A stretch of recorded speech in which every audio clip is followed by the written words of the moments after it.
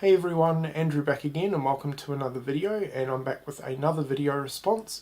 This time it is for Mind Over Metal or Ron, and if you're not subscribed to him I will be leaving a link in the description box below.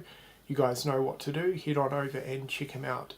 So he kind of did a follow-up thread to Metal Mickey's top 5 drop-offs, which I've already done a response to that, and yeah, this is a top 5 step-ups. Really cool idea, and I've got some albums to talk about within this video, obviously. So yeah, here's my response. Apart from one album, I believe, I've tried to keep things different to what other people have mentioned, just to keep things different and interesting. So yeah, not much more to say, so I'm just going to get straight onto it. So the first album I'm going to talk about, pretty big hitter, is Metallica, Ride the Lightning. So we have Kill 'Em All, and I've already mentioned this before. I'm not a big fan of this album overall. I like about half of it and then I kind of lose interest with the other half. It does suffer from rough production, but this is their debut album after all. However, their follow-up album Ride the Lightning is just on a whole nother level. It's just absolutely phenomenal from start to finish. Has a lot better production and is just an absolutely incredible step up from Kill 'Em All. The next band that I'm going to talk about, I actually mentioned these guys in my drop-offs video, but I definitely wanted to talk about them again, and that is Exuma. So we have Fire and Damnation, which I think is a pretty poor album, and then you have the album after that, Raging Tides, which is just absolutely fantastic again on a whole nother level, and this is actually my second favourite Exuma album. So yeah, a massive step up from Fire and Damnation.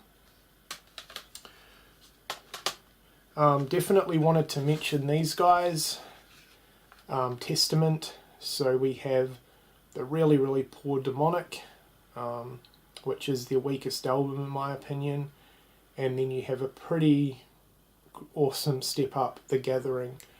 The Gathering is, yeah, just such a massive step up over Demonic, and this is an absolutely killer album, one of my favourite Testament albums actually. So yeah, a massive step up from the really weak Demonic. The last two albums, I don't own the bad album, so I will only be showing one.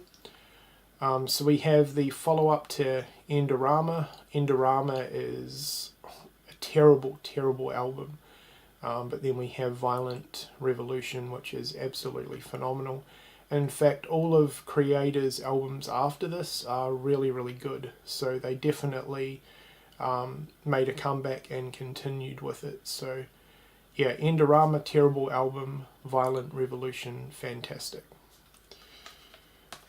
And then the last album is actually on vinyl, and that is Solid Ball of Rock.